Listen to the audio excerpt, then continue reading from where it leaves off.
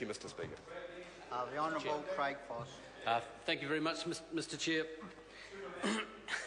I intend to move a supplementary order paper during the Committee of the Whole House stage. I note that because of changes to standing orders, the amendment set out on the supplementary order paper, which was tabled before the last election, can now be considered without leave of the Committee of the Whole House. That SOP proposes adding a subpart 4 to part 1 to amend the Telecommunications Act 2001 to authorise the Commerce Commission to provide investigative assistance and compulsorily acquired information under the Telecommunications Act to assist overseas telecommunications regulators. Incorporating the Telecommunications Act is consistent with the overall intent of the bill to allow the Commerce Commission to assist equivalent overseas regulators in the enforcement of competition and consumer laws. The SOP will also align the New Zealand and Australian approaches, as the Australian Competition and Consumer Commission is already able to provide such assistance to the New Zealand Commerce Commission.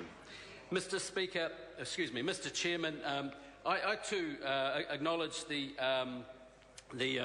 rapid way in which we've come to this bill, and but we are here now. And I do, with respect to what a previous speaker said, acknowledge the general cooperation and collaborative nature around this particular bill, and I hope that that helps continue to facilitate its progress. Well, the member can fine, but I'm just to say my piece in that. And on that point, I do acknowledge, as I did in my second reading speech, Mr. Chair, that the bill did originate under the former Commerce Minister, Honourable Leanne Dalziel, under the previous Labor government, which many of these commerce bills are across Parliament, and we fully respect, and I do always make a point of acknowledging that. Mr. Chair, the Honourable Mr. Cunliffe, did I hear him right, was off to a monastery or something? As I note, he's got the beard ready to go to a monastery or something. But he did raise a very good point, the SOP about the telecommunications. I respect that we're on part 1 at the moment. Just an introductory speech there. It's just an acknowledgement of how things have changed over recent years, and in hindsight, that probably should have been thought of in the initial stages of the bill. But again, there's a collaborative nature across the House of the merits and an acceptance of why that should be included.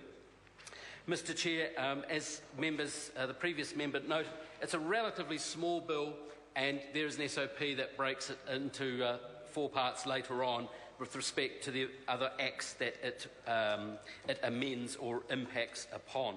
And importantly, it is a very important part of our single economic market agenda with Australia, and it is one of the 28 key points that the government had signed up with Australia, and we are making good progress in those. And as I noted in that earlier speech, or the start of my speech there, Australia can already share information with New Zealand, and this will empower the New Zealand Commerce Commission to share such information with its counterpart over there. We already have cross-sittings of the chairs or representatives of both the Australian equivalent and New Zealand Commerce Commission, keeping it aware of what's going on in the two economies, because as other members have noted, so much of our economy crosses the Tasman in one way, shape or form.